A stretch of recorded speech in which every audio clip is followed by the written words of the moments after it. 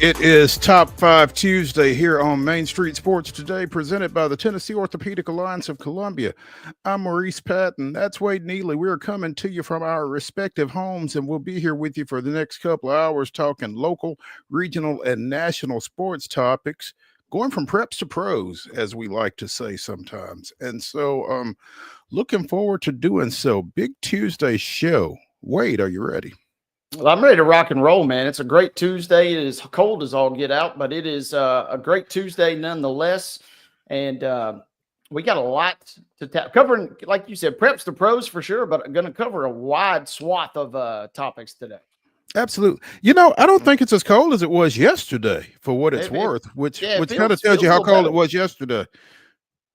And I was wearing short sleeves yesterday, and I know the temperature was technically colder, but I swear it felt warmer yesterday than it did on Sunday. I was frozen to the bone on Sunday, but it felt all right yesterday walking around.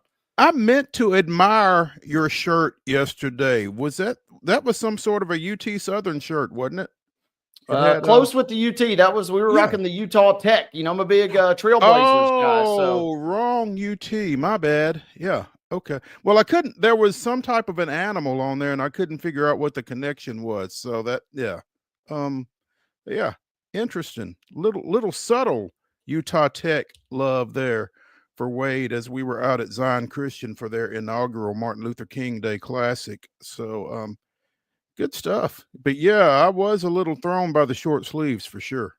yeah, well, if it's like I wasn't sure, I'd never been to ZCA, and if it's like Hardin Mayfield, it could be 5 degrees out, but you better wear short sleeves Oh God. because Okay. or have that as your base layer because Mhm. you will want to be taking off the clothes as soon as you get there. So I was I like, you know what, I would rather be cold in a gym than hot in a gym, especially on air for a couple hours like we were Yeah, yesterday.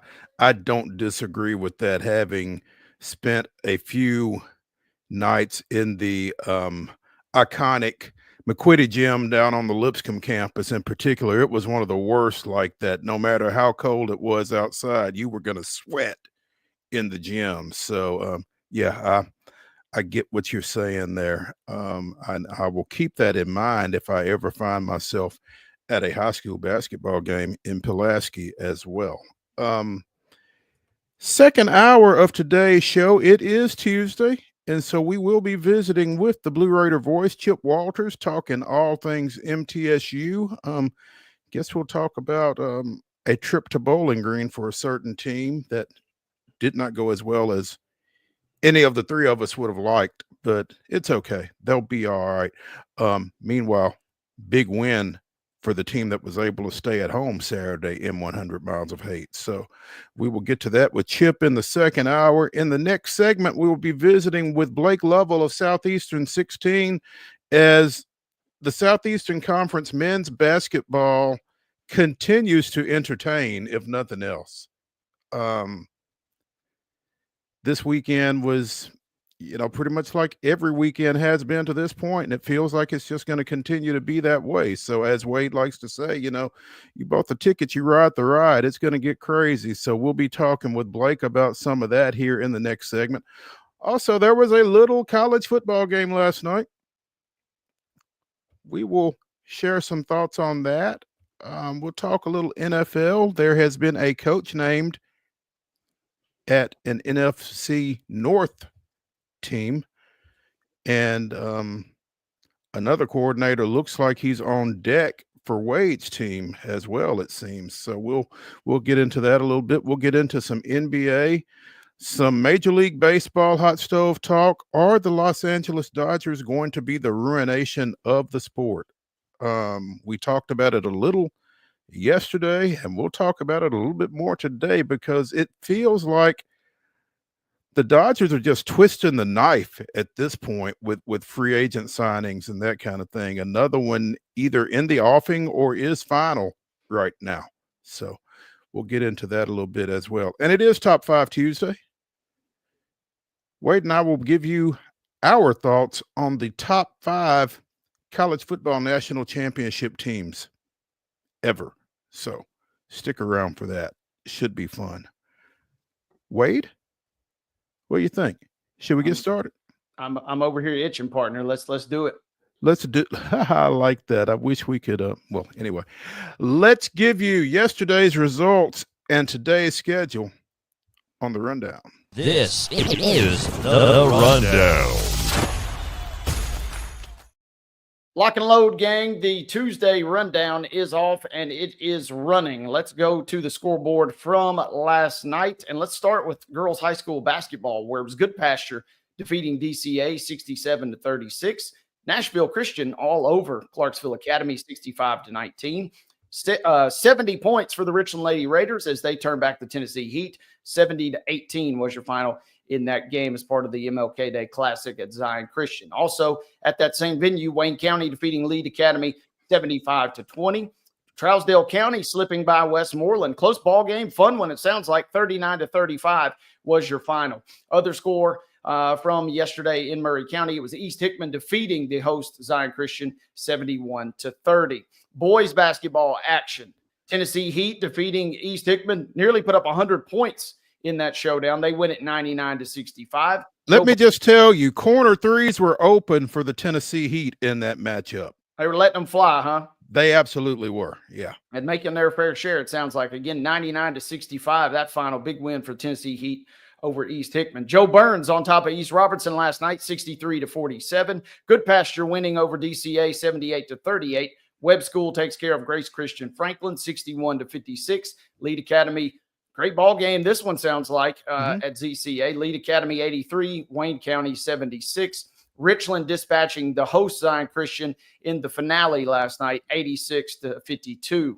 More on this one later, but last night on the gridiron, it was Ohio State defeating Notre Dame for the national championship. 34-23 was your final score in that one. And a good win for the Memphis Grizzlies, part of their annual MLK Day celebration. They defeat the T-Wolves yesterday, 108-106. They had to come back in that one, didn't they, Wade? Because I thought I looked at one point Minnesota was up before halftime, I think. But yeah. Made a late rally. Grizzly, here's a little bonus for you. Memphis hadn't been all good on MLK Day for the Grizz. They're now 8-15 on MLK Day, but they're 5-1 since 2019, so they're playing pretty well as of late. There we go. Today's high school basketball schedule. These are double headers, starting with the girls at 6 o'clock. Providence Christian travels to Battleground Academy. Brentwood hosts Centennial. Hillsborough goes to Cane Ridge. Pearl-Cohn is at Cheatham County. Joe Burns goes to Christian Community. Rossview is at Clarksville. Clarksville Academy is hosting Ezel Harding. Clarksville Northeast is hosting Kenwood. University School of Nashville comes down 65, taking on Columbia Academy. Sycamore is at Creekwood. Cornersville goes to Culleoka. We'll have coverage of that one later at mainstreetmurray.com. Good Pasture is at Davidson Academy. Stratford is at East Nashville. This is a 5 o'clock start, apparently. Brentwood Academy is at Ensworth. It is still a doubleheader, but it begins at 5 with the girls. At 6, Sycamore is at Fairview. Christ Presbyterian is at Father Ryan. Summit goes to Franklin. Franklin Road Christian is at Franklin Classical. Franklin Road Academy hosts Grace Christian of Franklin. Nashville Christian goes to Friendship Christian. And finally, Wade will be on the call with Pulaski Citizen Live as Giles County hosts Franklin County. Should be a good one tonight inside Hardin Mayfield. I got my short sleeves already ready, folks. More doubleheaders coming your way tonight. Continuing at 6 o'clock, Beach at Green Hill. Dixon County will travel to Henry County. Hollow Rock Brewston invading Houston County tonight. It'll be Valor Collegiate at Hume Fogg. Antioch hits the road for a trip to Hunter's Lane. It'll be Nolensville at Independence. STEM Academy will make the trip to Knowledge Academies this evening. Cookeville is at Laverne. Lawson will play host to Glencliff. It'll be Macon County playing host to Portland. Murfreesboro Central Magnet is in Lewisburg tonight at Marshall County. Maplewood is at Martin Luther King. John Overton traveling to McGavock this evening. Liberty Creek at Merrill Hyde. The Webb School will be at Middle Tennessee Christian. Fairview will tangle at Montgomery Central tonight. That should be a good showdown there. Hendersonville at Mount Juliet. Battle Creek on the road tonight at Mount Pleasant. Oakland will play host to Blackman tonight, and Page will host Ravenwood. A couple of good ball games there. Richland will entertain Hampshire this evening in Linville. Mark Mize will have our call on Pulaski Citizen Live tonight. Make sure you tune into that. 6 p.m. Continued. It'll be Rockvale at Siegel, Lebanon at Smyrna, Kirkwood traveling to Springfield, White House will be at Station Camp, Wilson Central at Stewart's Creek. If you're not in line already, good luck, but it'll be Loretto at Summertown tonight. Should be a fun showdown. We'll see what the final score is, but it'll be entertaining. Trust me on that. Lead Academy will be at Trousdale County. Lawrence County with a stiff district test on the road tonight at Tullahoma. Clarksville Northwest is at West Creek. Watertown is at Westmoreland. And capping our doubleheader slate tonight, Greenbrier at White House Heritage. Girls games only here. 6 o'clock starts for Harpeth Hall at Pope John Paul II. Also 6 o'clock start for Lipscomb Academy's girls at St. Cecilia. Boys only. Donaldson Christian goes to Mount Juliet Christian. That's a 7:30 tip. Also at 7:30, Montgomery Bell Academy travels to JP2. So that'll be a doubleheader at JP2 with Harpeth Hall's girls and Montgomery Bell Academy's boys. Collegiate doubleheader at the Gentry Center. The Skyhawks coming in from UT Martin, taking on the Lady Tigers and the Tigers. 5 o'clock for the women. You can see them both on ESPN+. Men's matchups tonight, 5 o'clock. Arkansas Baptist is on Jefferson Street traveling to Fisk. At 6 o'clock, Mississippi State is at Tennessee. You can see that one on the Deuce, ESPN2. Also at 6 o'clock on the SEC network, Vanderbilt is at Alabama, and at 6:30 on ESPN+. Bradley is at the Curb Event Center against the Belmont Bruins. On the ice, 7 o'clock puck drop for San Jose at the Predators. You can see that one on FanDuel. Ladies and gentlemen, that is your rundown.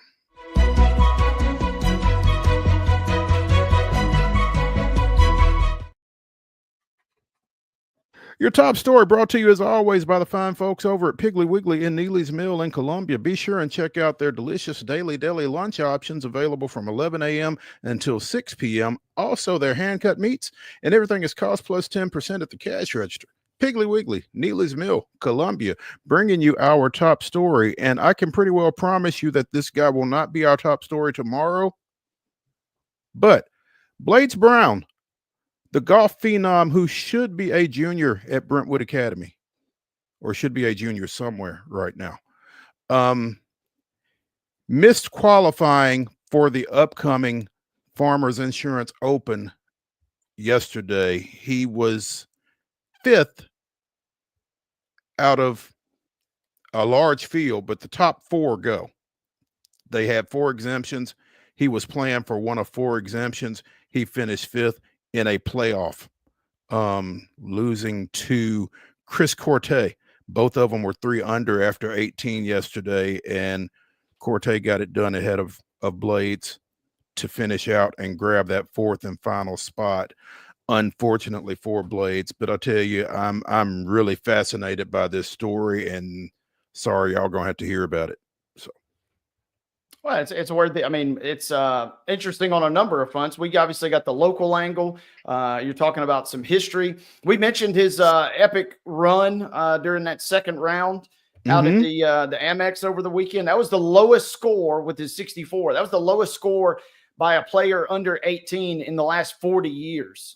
So, I mean, we're talking about some pretty cool stuff that he was doing. And you throw in the fact that it's a local angle. Yeah, I mean, this is worthy of mention every time. And, you know, on one hand, you feel disappointed. On one hand, you feel happy. Man, he had a pretty good shot to get back into the tournament again this week. On the other hand, you feel disappointed because played so well this past weekend and was right there in the thick of things before falling in that playoff. So it's kind of a mixed bag. I know Brown himself is probably going to be upset and probably like, even though he's 17, he's sitting there thinking, man, I should have left a shot out there. Or I should have had a chance here, had a chance there. He's going to be disappointed that he didn't get in. But the fact that he's doing what he's doing this early in his young career is really fun to watch. 6 birdies, 15 pars, and 3 bogeys on the day. So I don't know how deep this playoff went. But 6 and 15 is 21. They played 24 holes, or he played 24 holes. So a 6-hole playoff? Says it was the 3-for-1, and I'm definitely not sure how those work when you're talking about qualifiers. Yeah, well, every tournament's different, and qualifiers could be even different more than that.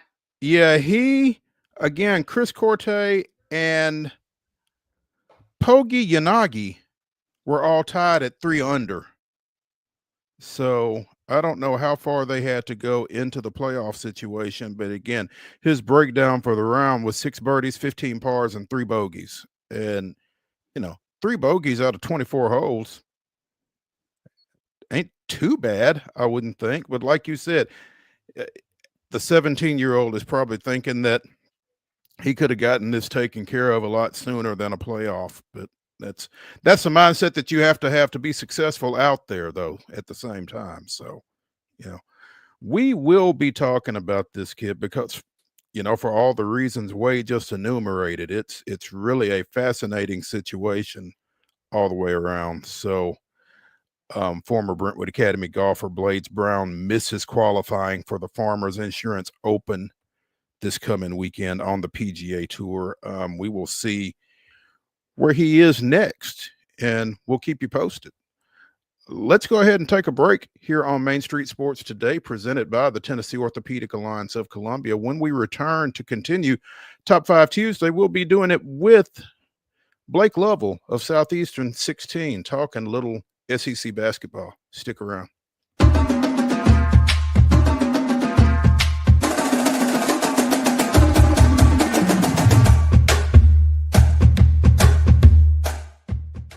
Whether you're an athlete or a weekend warrior, when it comes to your performance, don't settle for anything less than excellence.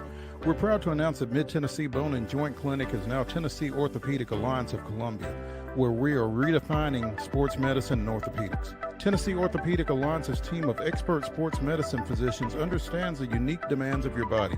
TOA Columbia specializes in personalized orthopedic care, offering state-of-the-art treatments for everything from sports injuries to joint replacements. Learn more at toacolumbia.com.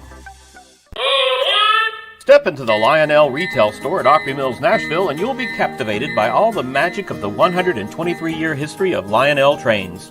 Whether you're already a train enthusiast or just getting started, Lionel will energize your love for trains.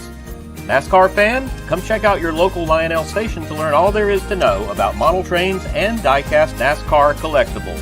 Visit nashville.lionel.com or call 615-455-9399. Custom Stone Handler supplies over 600 distributors and suppliers with quality stone products. Along with River Stone, we produce and distribute over 100 building, landscape, and other bulk products. Our goal is to provide quality products, service, and partnerships to ensure our customers' success. We firmly believe that the measure of any person or company is how they treat other people and customers. Give them a call at 931-490-4990 or visit CustomStonehandlers.com.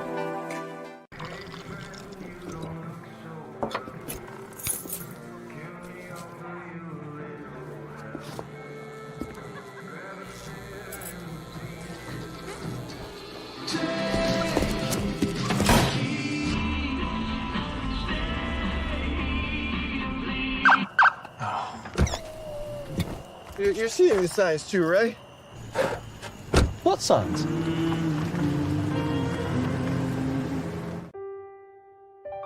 This holiday season, the largest lantern festival in the country returns to Nashville Zoo. Experience more than 1,000 all-new, handcrafted lanterns, towering creatures, magical worlds, and a North Pole village. At the center of it all, the Smashville Ice Rink. Welcome back to Zoolumination at Nashville Zoo. Bigger, brighter, and better than ever.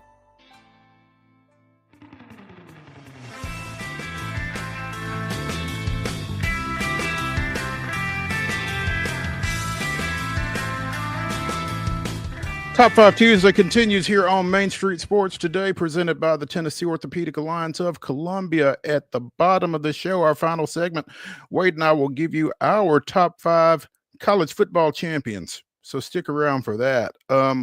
We're anxiously awaiting the arrival of Blake Lovell of Southeastern 16 to talk a little Southeastern Conference men's basketball. And I'm sure that high in the conversation will be Vanderbilt 76, Tennessee 75 in Saturday's action over at Memorial Gym.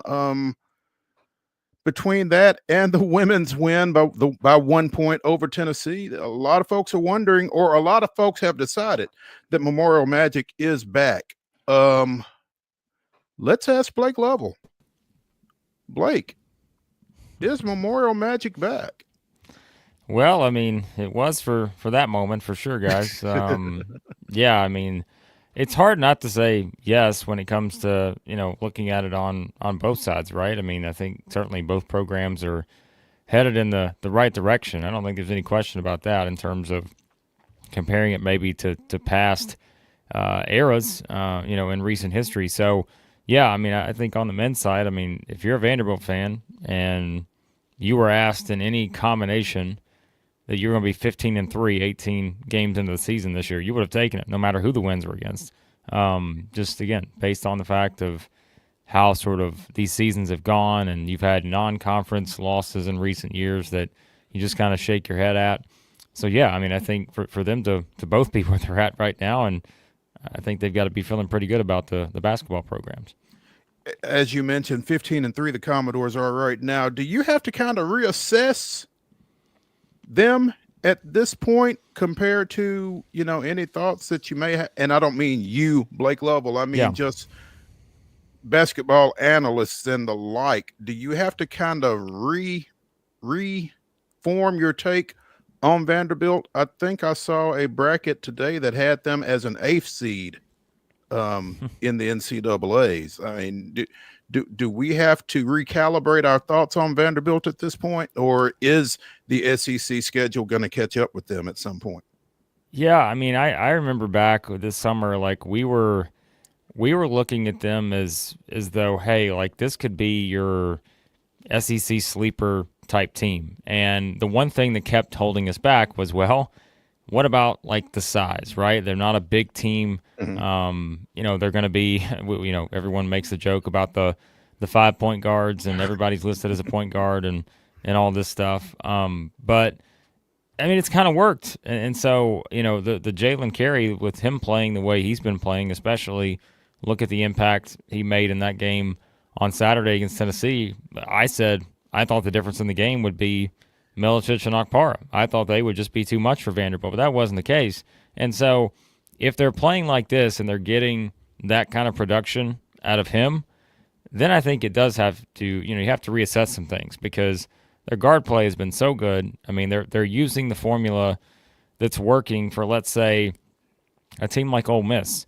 To a lesser extent, it's working for Vanderbilt. They're not as good of a defensive team as Ole Miss is, but they're taking care of the ball and they're forcing turnovers. That's exactly Ole Miss is as good as they've been. Those are two of the main reasons why. And so Vanderbilt kind of is in that same mold right now, top 20 in the country in both of those categories. So I think from that perspective, they can keep doing this as long as they keep using that formula. And it is really, I think, going to depend on, can they just keep getting the production out of the front court? If they can, I mean, their guards right now are pretty confident in terms of feeling like they can navigate this SEC slate and be just fine. Obviously, they got a tough game tonight at Alabama. They got a tough upcoming schedule, probably the toughest of any team in the SEC over the next 3 weeks. But, I mean, I don't know. I mean, we saw if they can just do it at home, that may be all it takes. Because I think if you're Vanderbilt, you don't have to be 9-9 to get the NCAA tournament. I think if you're 8-10, you're just fine.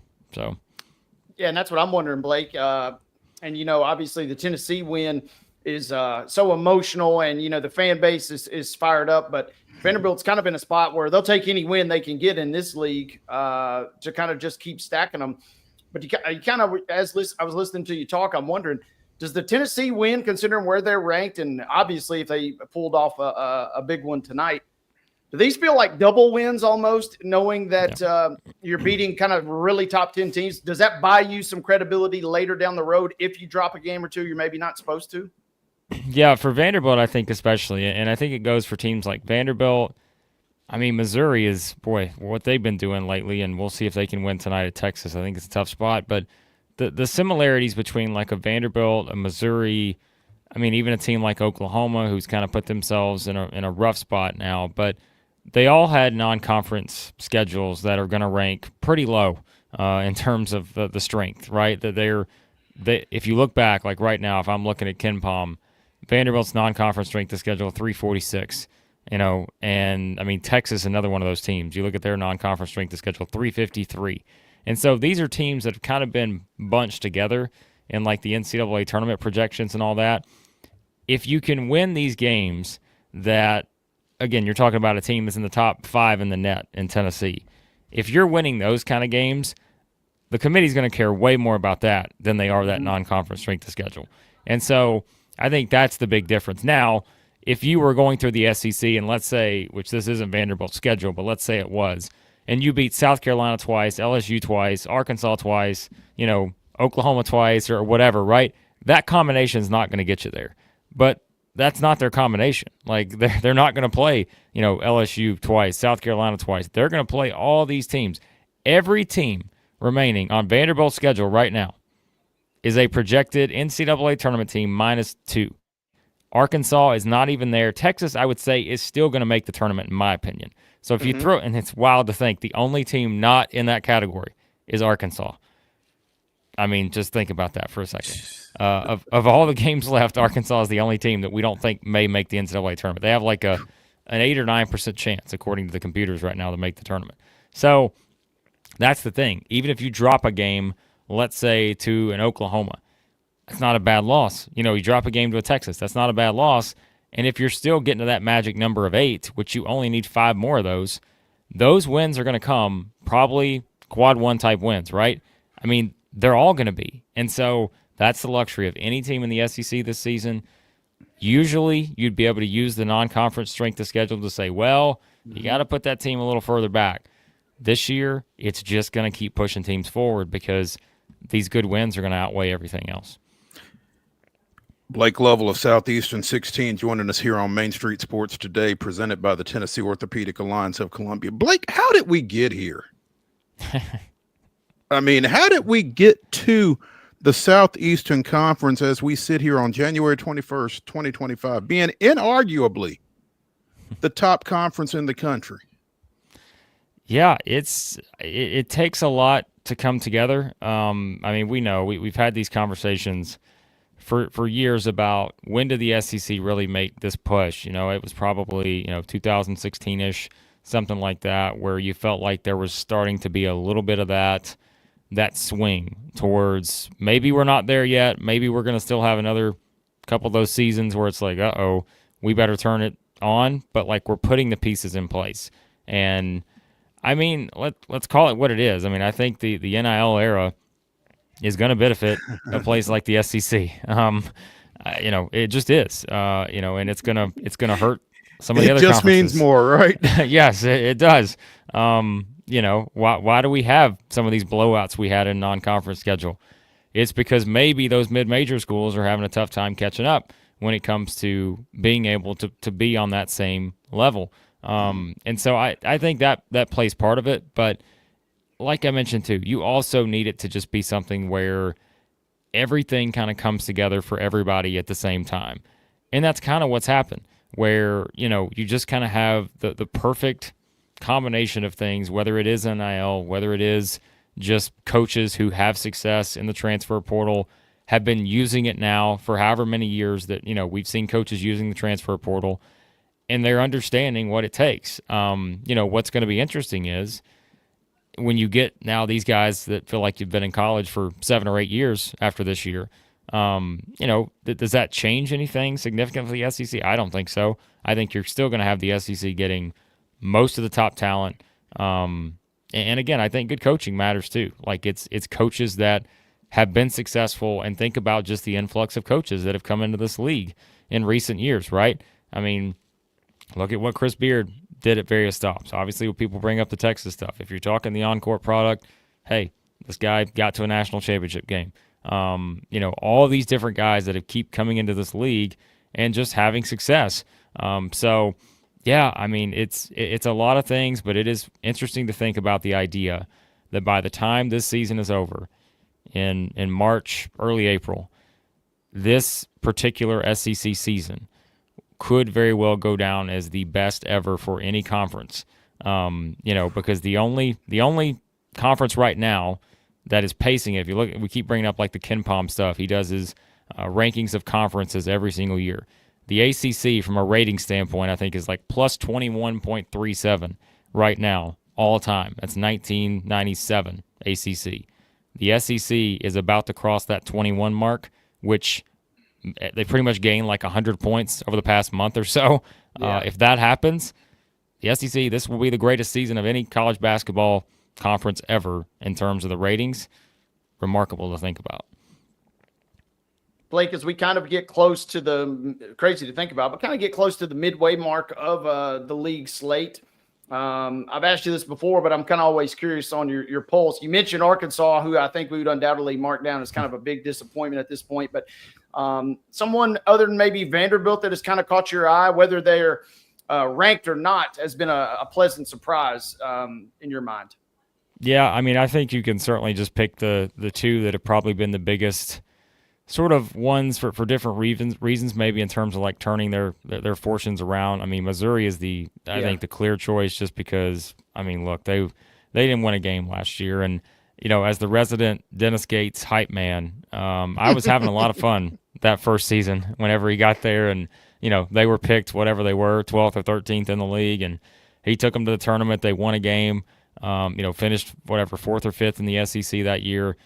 But then last year wasn't a lot of fun, and it sort of made me, I think, sound like an apologist here. But if you really look back at it, I mean, Missouri, I went back and looked at this the other day when people were kind of asking, how did they do this? How did they turn this thing around to where, look where they were last year? How are they sitting here at 15-3 and 4-1 in the SEC? I said, I don't think it's that complicated of an answer. They lost 10 of their SEC games, which one of them was including the SEC tournament last year, by 7 points or fewer. Now, how many teams are going to lose every game in conference play and have over half of those be by like just a couple possessions each? That's just being unlucky, but it's also just having, one of those things go wrong. And last year, look what Caleb Grill is doing. I mean, he is having a remarkable season. And he was injured most of last year. Look at John Tonje, what he's doing right now at Wisconsin. He has been on a tear. They didn't have either one of those guys last year, whereas when they came into the season, we were expecting them to have both. So that's it. That's as simple as that. Like, they just were missing a player or two that were going to be all SEC caliber players. If you take that off any team, there's a chance they could lose every game. And so now they've got a stronger roster. They're deeper. They've got more, getting Grill back has been essential, but they've just got more SEC-type players who can withstand this grind of a conference, and look what they've done, right? I mean, they have 2 top 5 wins this season. Kansas just won at Florida. They've been fantastic. And the other team I'll quickly mention is Ole Miss, because remember what Ole Miss did last year in non-conference play. They started off great. They're coming to SEC play. We're like, oh, man, this team is the big surprise. And then they just completely went the opposite direction. They couldn't do anything in SEC play to kind of stay on course. This year, they're playing a more Chris Beard-like defense, and that has been the difference. And I think they are, I said this to someone the other day, I feel better about Ole Miss coming out of the weekend, even though they lost that game at Mississippi State, maybe than I do Mississippi State, just because they had beaten Alabama earlier in the week. And I think Ole Miss is one of those teams where we're looking up and they're in the Elite Eight, where we're like, wow, how'd they get there? Chris Beard defense, they don't turn the ball over, don't beat themselves, and they're just pretty good. They're just pretty good as a basketball team. I think they could be one of those teams that gets there for sure. Kind of on the high end of the spectrum, obviously everybody's fixated on Auburn, and Bruce Pearl's kind of said, made no bones about it, he wants Broome at, quote, 110% before he comes back. When does he reach 110% then in your mind? Is that Saturday mysteriously versus Tennessee, or does that take a little bit longer in your mind? Yeah, I know what Tennessee fans are thinking. They're like, this guy will be 125% on Saturday. Somehow he'll be back in the lineup. It seems hard to believe that would be the case. I'm not sure. I will say I am talking to Bruce Pearl tomorrow, and I'm sure that topic will be brought up. And I think the thing is for them. So what you're telling me is we should have had you on tomorrow instead of today, then, right? Well, listen, I can still hop on and give you a quick little information, perhaps. But here's the thing. If I'm him, which certainly I'm not, I think they're looking at this as though we still have, look what we've done so far, right? And it's just, there's no rush, I think, to get him back. They're 17-1. They've won 3 games now without him. And I think as long as they can, and Saturday may be the big test because they're playing a Tennessee team, I know, coming off a loss, but if Tennessee defends the way they defend, I think they'll win tonight, and I think, they'll have a great chance to maybe have a chance at the upset on Saturday. But look how good Auburn's been offensively. I mean, I was pointing out this in one of the advanced metrics. Auburn has 7 of the top 20 individual players in the league in offensive numbers right now. And so it's not just Broom. It's all these other guys, too, who are making a huge difference.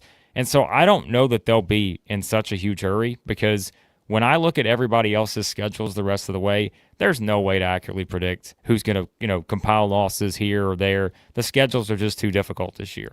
But I think if you're Auburn, you feel like you've built up a little bit of cushion, if there is such a thing in this league this year, to where, hey, if they were to drop a game somewhere over the next couple weeks or even drop 2 games, they'd still be a number 1 seed and maybe still the number 1 overall seed based on the body of work at this point. So I don't know that they're going to be in a rush to get him back. Does he play Saturday? I mean, I think we'd all say, boy, it's hard to see, but you just never know, I guess, these days. It feels like, to your point, Blake, that Auburn, Alabama, UT are all kind of at that point where a loss at this point isn't going to hurt them. Yeah. Well, and that's just the product, I think. And I feel like sometimes we get into SEC play and it's so easy to overreact to one game. But it's like, and I feel like I was kind of guilty of that this week with Tennessee, where, I'm making the point on Monday as we're doing our power rankings. I'm like, guys, I think Tennessee is just, I don't think they played that well the past 2 weeks. I know they beat Georgia. I know they beat Texas. But, if you look at their last, 4 games, I'd say they've been more inconsistent than they have consistent in all, in all of those. Even the first half of that Georgia game, they had, 20 points with a minute to go in the first half. And I'm like, should I just completely, be concerned with Tennessee? And, I'm trying to talk myself into it, but then I'm like, well, they're still a number 2 seed easily at worst, because it's all the work they did before SEC play. And that's why we kept talking about, why was this a historic start for the SEC? It's because there just has not been another conference that put the kind of work in that they did in the non-conference to give everybody the luxury of losing games in conference play. Whereas sometimes you get in conference play, you're like, oh, we can't lose these. Right. Sure. I mean, again, Auburn could lose 2 games over the next 2 games. I mean, they could lose their next 2 games possibly, and they would still be the top overall seed perhaps in the NCAA tournament. Their resume, I think, is still better than Duke's at that point because the ACC, let's call it what it is. It's just not a strong conference. So teams like that, Auburn, Tennessee, Florida, Kentucky, people go back and forth on Kentucky. They're like, well, they keep losing some of these games. Sure they do. But they have the best group of wins outside of Auburn probably than any other team in the country. And so that's going to help Kentucky stay up there. Even if they were to get to, 7, 8, 9 losses overall heading into the SEC tournament, they're still going to have a great chance at a top 3 or 4 seed. So it's just the work you do the entire season matters. Not everything, I think, is weighed equally, but at a certain point, some of these teams have already done the bulk of their work. They just need to get to 500 or better in SEC play. And like I said, I think there are some teams that only have to get to 8 and 10. I think there are a couple teams that would only have to get to 7 and 11 to make the NCAA tournament. And that may not make some people happy outside the SEC, but it's the strongest conference maybe ever in the history of the game. If you go 7 and 11 and you don't have any bad losses anywhere, as long as you're not losing to South Carolina twice or Arkansas twice or something, you're fine. Blake Lovell of Southeastern 16 joining us here on Main Street Sports today. Blake, you mentioned this meat grinder of a schedule coming up, in particular for Vanderbilt. I mean, it's that way for everybody in the Southeastern Conference for all the reasons we've enumerated. But they go to Tuscaloosa tonight. Saturday, they've got number 9 Kentucky coming into Memorial Gym. And it's a house of horrors all of a sudden. I mean, Tennessee has always, particularly when they've been good, it feels like. The better they've been, feels like the more they've struggled at Memorial Gym. Okay. And now you've got Kentucky coming in here, and Vanderbilt has certainly been known to knock the Wildcats off, both here and at Rupp, but particularly here. I mean, what do you see out of that one? Yeah, and I think this is what's going to be so fascinating to me is now you're switching it up a little bit. If you look at these teams you've played so far in SEC play, Tennessee, South Carolina, Missouri, I think, is kind of in this same range. Mississippi State is a very good offensive team. LSU, not so much. But, like, 3 of your next 4 games, Alabama, Kentucky, and Florida. These are 3 of the top 4, 5 offensive teams in the country right now. And so, like, my goodness, how do you navigate that, right? And so I think that's the question I have. When you get in these kind of games, like, how do they these are just, it's ridiculous, the numbers offensively for these teams in the SEC. So what can Vanderbilt do? Also has a really good offensive team. Can they be good enough defensively to win these kind of games? I think that's the question, guys. There we go. And that's what that's kind of where we go back to full circle is now I'm fascinated. You know, it felt like 500 was kind of the goal in a sense for Vanderbilt to get into the tournament, of course, but now you kind of got to wonder. I mean, if they go out and somehow pull off a real shocker tonight, I mean, maybe not title, but, you're talking about a team, as Mo mentioned earlier in the segment, you kind of have to readjust your expectations at that point, it feels like, with these guys. Yeah, I mean, and that's why, again, we talk about this upcoming stretch, like, it's just, we say upcoming stretch, it's like maybe it's the rest of the schedule at this point. I mean, really, so yeah, it's wild to think about, but it really is. Yes, if they get to 8, I'm just looking at the schedule again because I'm like, I remember people were kind of looking at some of these games like, all right, well, that may be easy or something. No, like Georgia's not easy on the road. Even Arkansas by March 4th, that's probably not an easy game. So I think it's either not an easy game or it's a very easy game, right, depending on which direction they go in. Mm-hmm. That's all. That's what it comes down to at this point. So, I think right now, look, they are.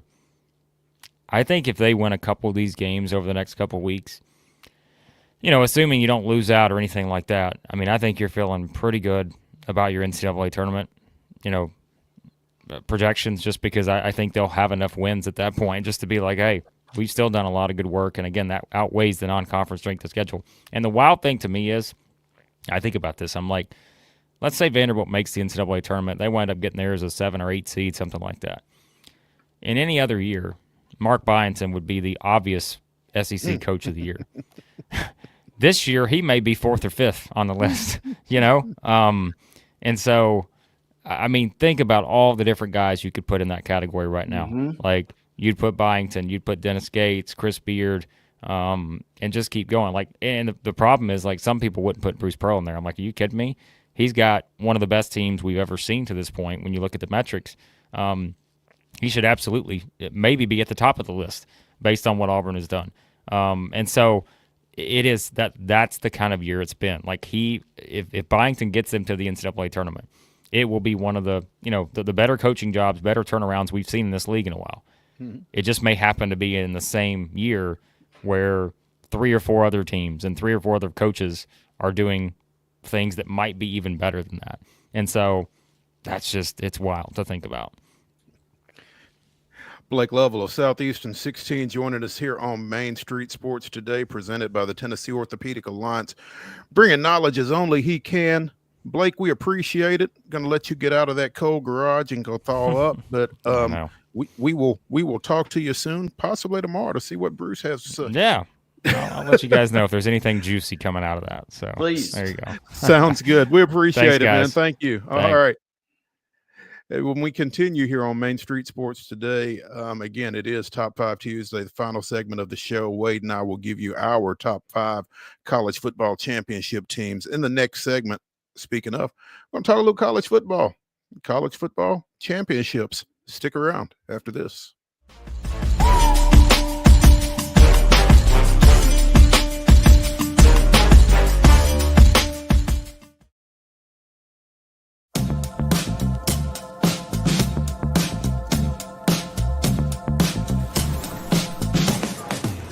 Do you want to be a bad man? Yes, you do.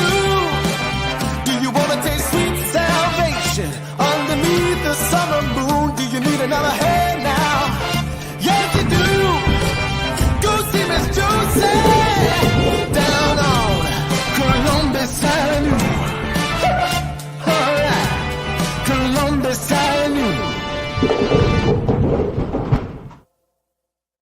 At Delta Dental of Tennessee, we know our success begins and ends with providing superior quality service, and that includes serving those who need it most. This year, we're celebrating 25 years of giving back to the community we call home. Delta Dental, along with our Smile 180 Foundation, supports Tennessee's dental colleges and oral health education, children's hospitals, free and reduced cost dental clinics, and other like-minded charities. Here's to the next 25 plus years of ensuring healthy smiles.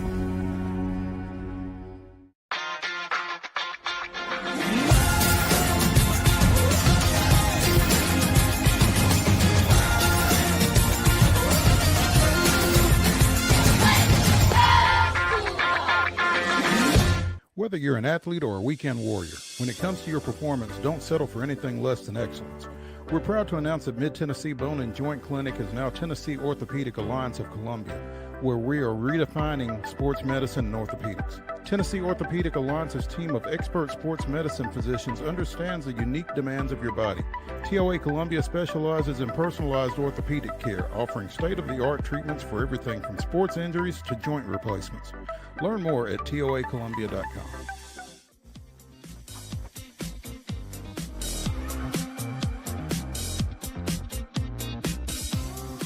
Top 5 Tuesday continues here on Main Street Sports Today, presented by the Tennessee Orthopedic Alliance of Columbia. That's Wade Neely. I'm Maurice Patton. Final score from Atlanta, Ohio State 34, Notre Dame 23. And, you know, there was a point in the third quarter when it was 31-7, and you're thinking, man, this ball game's over. And I guess ultimately you were right, but it went from 31-7 to 31-23. And all of a sudden, Marcus Freeman is looking not great, because before it was 31-7, 31-23, it's 31-15, and they've got it deep on the plus side of the field and kick a field goal on fourth down. Now, at the time, attempted a field goal. Attempted a field goal. Thank you for correcting me on that. Now, at the time, I'm thinking, you know, I don't hate this, because, I mean, at least if you're getting something, maybe you're keeping the momentum going. The Twitterverse corrected me on that, and there was one tweet in particular. It's not like they're going to get the ball back 2 more times. A field goal makes it 31-18. It's still a 2-score game. They didn't make the field goal on top of everything else. They did go down and score 1 more time, but that was as close as it got, and then Ohio State got a cosmetic field goal to make it an 11-point game. But yeah, tough. Again, it took me kind of recalibrating my thought on that, but I get where the backlash on that came from, and it was swift. That was a tough one. And he says, instead of being down 16, let's try to go down 13. I know it's still a 2-score game, but you have a better probability of 14 points than you do 16. So if it was a shorter 4th and goal, I probably would have gone for it, but I just felt 4th and 9 was not a great chance for us to make, and I decided to kick it, and we didn't make it. And it's an explanation, but again, what sticks with me is they weren't going to get 2 more possessions from there, and I don't know that they did. So with it, a 1-score game. So. Yeah, and I mean, you know, the decision I think was the incorrect one. You know, people love to point out anytime you can make a 2-possession game still a 2-possession game. You know, you got some real head scratching decision making going on. But really, as you know, theatrical as it kind of was toward the end, this game was still way out of reach in my mind for Notre Dame. Props to them for kind of clawing back into it. If you maybe convert, and I guess that's the rationale, especially for going for it there. If you convert and you get the 2, you got a little more time, and it's now at that point a true 1-possession game. But it felt like the die had been cast for a while. Ohio State was just in full bulldozer mode. Will Howard was 17 of 21 passing. Now, granted, he had all day to throw back there. I tweeted he could have walked to the varsity mow and got him a frosted orange, which would have been right about nice for him. But you got to give credit to Notre Dame. They hung in there, and we've seen them on the national stage get absolutely blasted.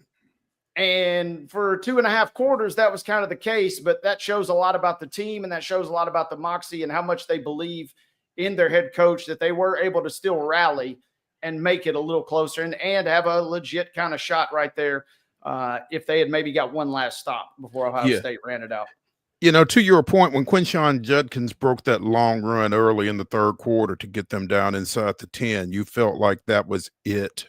And, you know, he later capped off that drive with a shorter touchdown to make it 28-7. Then they kicked a field goal to go up even more. And, yeah, you just didn't feel like Notre Dame had the juice to come back from that kind of deficit, and ultimately that was accurate. But, you know, I had a couple of folks ask me over the weekend what I thought about the ball game, and I said, I just hope it's close.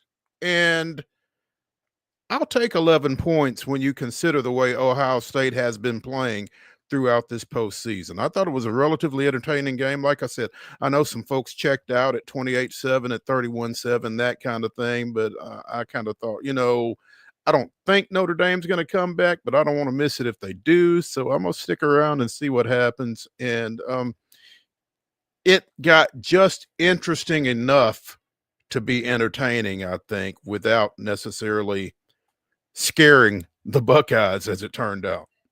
Yeah, they had the goods to bring it home. And the game was really, ultimately, in my mind, kind of decided halfway through the second quarter when we saw Ohio State take a page out of Notre Dame's playbook. They dominated that middle eight that we hear about. They owned the second half of the second quarter, and they owned obviously the first half of the third quarter. And Notre Dame, you know, props, their game plan was apparent. They left it all out there on that 18-play, 75-yard drive that chewed up almost 10 minutes to start the game. And they showed, you know, Leonard had 9 runs on that drive alone, and he was exhausted. He was visibly exhausted. He goes up and he throws up on the sidelines. And on one hand, you're wondering, man, are they going to be able to do anything offensively the rest of the game? And it was kind of, the answer was somewhat no. No. The other trick is, when you sell out for that type of a game plan, I saw this tweet. Army had they had 2 drives. That drive, Army only had 2 drives longer than that all season, and we regard Army as the standard bearer when it comes to long, drawn out drives. But when you do that, you got to be able to get the stops, and you got to be able to slow Ohio State down. And in the second quarter, they couldn't do it. OSU scored on every possession in the first half. And that was kind of the game. When you sell out for kind of a grinded out game, you cannot fall behind, and Notre Dame fell behind in a big way early. Yeah, they did. Meanwhile, what's Ryan Day do now, Wade?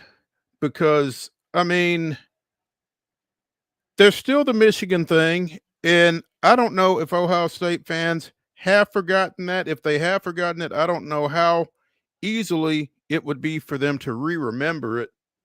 But you know, there are those that would say maybe he should jump here with a national championship in tow. Or maybe that's a little silly. Come on back and try to repeat and run the risk of losing to Michigan again. Right? Yeah. Yeah, I mean, my thought is where too, you know, deep down there probably is a little bit of him that is he's happy, but he's also like, you know what? It'd be sweet if there was a big time job. There was a big dog opening right now. It'd be real rich if he were to inject himself in that coaching search. But he's sitting on a gold mine, right? I mean, he's what, 70-10 as a head coach, 1-4 against the Wolverines, but he's 70-10 as a head coach. The guy has done nothing but win. He's won the national championship with one of the most impressive playoff runs in a long, long time. Which I know, obviously, that we're in a little bit different era right now, but he's totally bought himself enough credibility until the Michigan game rolls around. They got Texas week 1. Ohio State's favored by 3 already, by the way. They've already got the lines out on that for week 1 next year. But they got another tricky schedule. Big Ten, you know, you're going to be looking at a team like Oregon and Penn State, maybe waiting in the wings, if not Michigan, in the Big Ten championship. It's not necessarily a gimme that they'll have this type of success, but man, they were an explosive unit, especially in this postseason. And we saw, like a lot of folks said, it was probably the most talented team all season. It took them a while to figure it out, but they figured it out in a big way. I guess there are those would tell you that it was the best team money could buy. I mean, 20 million is the number that's been thrown around. So I don't know that anybody spent more on a team this season in NIL or otherwise than Ohio State. So I guess they got what they were looking for. It was wild, though. Their AD, Ross Bjork, he was down at Texas A&M, and he said, well, we know a thing or two. You can't just buy the championship. We've seen Texas A&M in the early infancies of NIL go out and buy a boatload of talent. You got to be able to do it. And Dang, Jimbo catching strays, huh? And it took, by his old boss, no less. And it took Ohio State having to get woken up on 2 different occasions in the regular season to do it. So it certainly helps, obviously, if you can go out and get that kind of talent, but being able to do it, even as talented as they were, this is a team we still saw lose twice in the regular season. Yeah. And, I kind of meant to mention it when we were talking to Blake in the last segment, but even in this era of NIL, you can spend money, but you got to spend it in the right places and on the right folks, I guess. So. And and anything, can happen certainly in a one and done situation, right? I mean, we've seen it time and time again, especially in basketball. A team could steamroll its way through the regular season, and all it takes is one bad night, and poof, you're out. So Ohio State did get that reprieve. I did find it funny as a Michigan fan that they won the 2014 playoff. They wouldn't have been in the 14 playoff had it not expanded to 4 teams that year. And then they win the 12-team playoff. If we were still, to the top 2 teams, they would have been left high and dry. But because we're expanding, they get in. And I heard a great quote. I was reminded of a great quote, rather. You kind of asked about this earlier. There was a quote floating around on the internet that says, you can't claim a national championship without winning the game. The game. The gentleman that said that quote was Ohio State football coach Woody Hayes. So Michigan fans, we couldn't lose. Ohio State was either going to lose in heartbreaking fashion, or obviously now you can say, well, we still beat you. We still kind of own you guys. Yeah. They won the game. Ryan Day won the game last night, but the trip to the post-game press conference, not quite as smooth as the contest itself. And someone on Twitter was wondering if Lou Holtz paid off the golf cart driver that was shuttling Day and a couple of players from the locker room to the press conference area. Mark? Ryan Day, you deserve it, brother. Thank you. Thank you. It's okay. It's okay.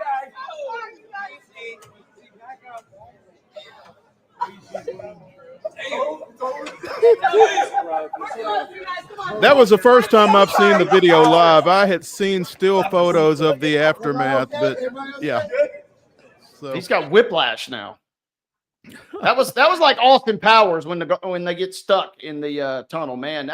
And somebody pointed out too, if they had lost that game, that video is going viral for the history of the internet. And we're cracking jokes. They're lucky they won that game. Otherwise, that would have been horrific. And I feel bad for that driver. She may not be getting golf cart duties anytime soon. She probably will not have golf cart duties anytime soon. But when I saw this, I was reminded Jimmy Dykes over the weekend dropped a line that literally made me laugh out loud.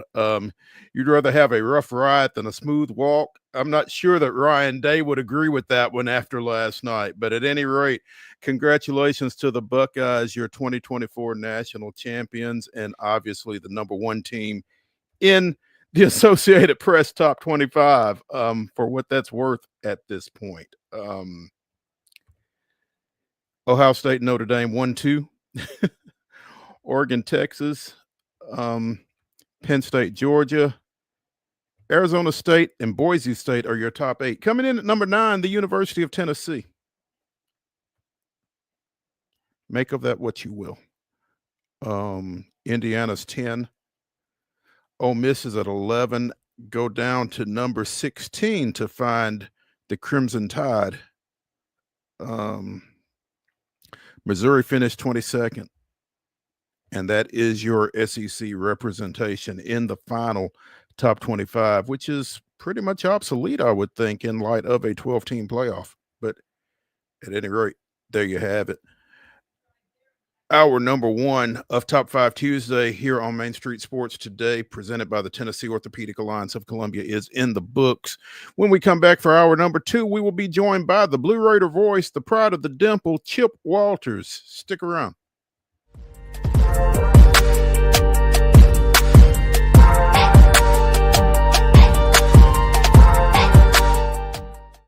Hi, I'm Dr. Vilai Saisuka, CEO and founder of Premier Foot and Ankle Centers of Tennessee here in Murfreesboro. We offer foot and ankle care from ingrown toenails to diabetic foot wounds. We also fix ankle fractures and things like that. Call us today to schedule an appointment. We look forward to seeing you. Because here at Premier Foot and Ankle, we believe that the journey begins with happy feet. Whether you're an athlete or a weekend warrior, when it comes to your performance, don't settle for anything less than excellence. We're proud to announce that Mid-Tennessee Bone and Joint Clinic is now Tennessee Orthopedic Alliance of Columbia, where we are redefining sports medicine and orthopedics. Tennessee Orthopedic Alliance's team of expert sports medicine physicians understands the unique demands of your body. TOA Columbia specializes in personalized orthopedic care, offering state-of-the-art treatments for everything from sports injuries to joint replacements. Learn more at toacolumbia.com. Jones & Lang Sporting Goods here in Columbia has been outfitting teams, officials, and anybody else from T-ball to college for 50-plus years. Be sure and check them out at 931-388-8060 or online at jonesandlang.com. Jones & Lang Sporting Goods, the look of a winner. Zion Christian Academy, zioneagles.org or 931-388-5731. You can schedule your appointment. Go tour their campus. It is beautiful over there, and you're definitely going to want to see it. Again, it's zioneagles.org. Give them a call, 931-388-5731, and schedule your tour today. Custom Stone Handler supplies over 600 distributors and suppliers with quality stone products. Along with River Stone, we produce and distribute over 100 building, landscape, and other bulk products. Our goal is to provide quality products, service, and partnerships to ensure our customers' success. We firmly believe that the measure of any person or company is how they treat other people and customers. Give them a call at 931-490-4990 or visit CustomStonehandlers.com. Piggly Wiggly, located in Neely's Mill Shopping Center, is Columbia's locally owned and operated Cost Plus 10 grocery store dedicated to serving the community with low prices and smiling faces. Piggly Wiggly offers fresh, hand-cut meats daily as well as daily hot plate lunches from their deli counter.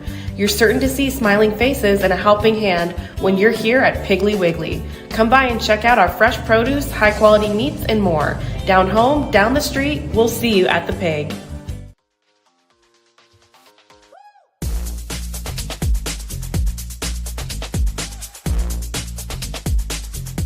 Our number 2 of Top 5 Tuesday starts right now here on Main Street Sports Today, presented by the Tennessee Orthopedic Alliance of Columbia. And who better to kick it off for us than the Blue Raider voice, Chip Walters, getting us up to speed on all things blue. Chip, what's up?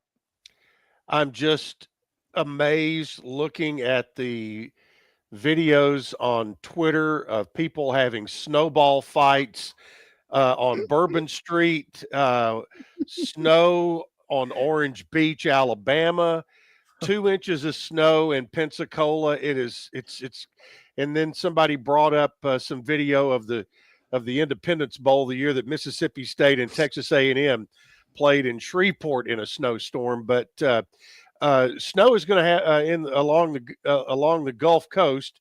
We'll let you choose whichever Gulf you would like to call it, but is going to have some travel implications on some college basketball teams here in the midweek. The Houston airport, which is a hub, for several airlines, United, American, the 2 airports there in Houston. A lot of planes go through there, and for Wednesday and Thursday night basketball games, you could have some travel issues. Are you speaking generally, or are you speaking specifically, Mr. Walters? Well, I'm speaking in general because I think the Blue Raider men who were scheduled to travel through Houston Hobby on Wednesday to make an hour and a half drive up to over to Huntsville, Texas for a Sam Houston matchup. It's my understanding that there may have been some changes made to instead fly to Dallas and have about a 2-hour and 30-minute drive down to Huntsville because that the snow line is in between, is just north and west of Houston, but it has been enough to really cause some havoc in that airport. But I think Coach McDevitt and his operations staff, led by Rob Burlingham, have kind of gotten a head start on this. Now, the question is, will the Sam Houston women be able to get out to get to Murfreesboro? That will be one to keep an eye on. Chip, you know that I'm always fascinated with logistics of, travel and that kind of thing with college athletics. I don't know why it is, but I am. So it's something that the general fan does not necessarily think about a lot. Yeah. So how do y'all travel? I mean, how were you all going to travel? Was that commercial, or was it so y'all are that fluid that you could switch flights 48 hours out like that for that many folks? They have a travel. There's about 28 to 30, depending on the trip for a basketball travel party. And there is MTSU uses a travel agency that does a lot of college athletics. Okay. And we don't, most SEC teams will make charter trips there. We rarely charter. There'll be a time or two a year. We've already chartered once between FIU and Liberty, but most of the time it is like, for instance, this trip will be travel Wednesday to get to Huntsville, Texas.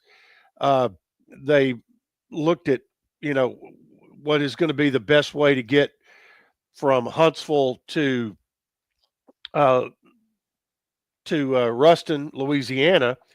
And on Friday, the determination was made to go ahead, jump on the bus, and just drive straight to Ruston after the game. And, it's about a 4-hour drive. But, what you're looking at is getting in there sometime around 1:30 in the morning on Friday morning, which, to be real honest, if you had, gone back to the hotel, had dinner at the hotel, done whatever, it's probably going to be midnight or after before you get to sleep anyway.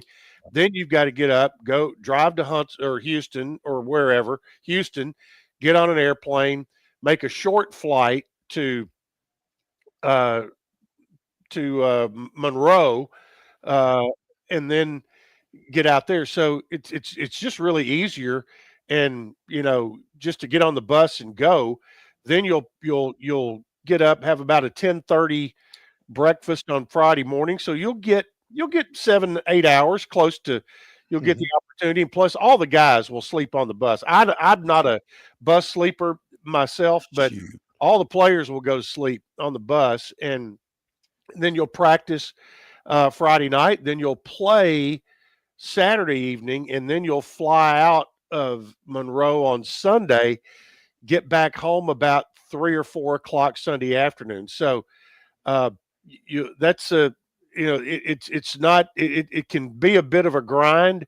And if what I would love to see, and this is just me talking, is if that game is going to be on ESPNU, I think, on Saturday night. But I would love to see afternoon games on Saturdays, to where it at least gives you the opportunity to get out, or even if you were, in a busable situation, let's say you're at Jacksonville State or Kennesaw or wherever, that, if you play a 2 or 3 o'clock or even a 4 o'clock game in the afternoon, you've got a chance to get home by 10, but sometime between 10 and midnight on Saturday, and you're not killing a whole nother day traveling somewhere. So the travel, for college basketball teams, you think of all the sports, baseball, right now tennis is getting underway, track and field, teams like to bus where they can, but once it gets over 4 to 5 hours, then it becomes, it used to be you could get from campus and get on a plane pretty quick. But now with all you have to go through at an airport, it's you kind of look at it. Okay, if it's less than 6 hours to bus, you're almost quicker doing it that way than some of the some of the others. But football is always a charter. Basketball gets to charter a couple of times a year. Women's basketball, same. Baseball, when they bus wherever they can, but if they're going to go to, used to be when they would go to Old Dominion, or if they go to Sam Houston, chances are they're going to fly there. Same for softball. And then the other sports, it's a little bit more manageable, and the university has a plane that can handle like tennis or golf, things like that. And sometimes they are able to take the university plane to wherever they may go. So, and then on top of all that, you got to get meals lined up and all of that. So a big tip of the hat to all of those Dobos, and that would be the director of basketball operations out there, all the Dobos this time of year who have a lot of plates in the air. And I'm voting Chip for Travel Czar 2025. No. Don't do that. That's by appointment, so you're stuck with it, partner. Coach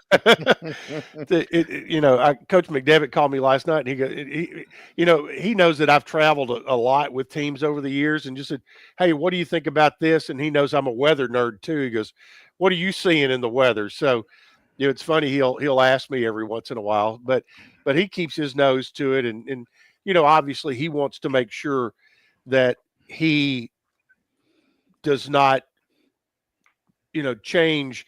You're not put in a pressing situation to where all of a sudden you might get stuck and have to make a flight in on a game day instead of day before. So that's, it's preparation, in trying to be prepared, and knowing what your options are is very important.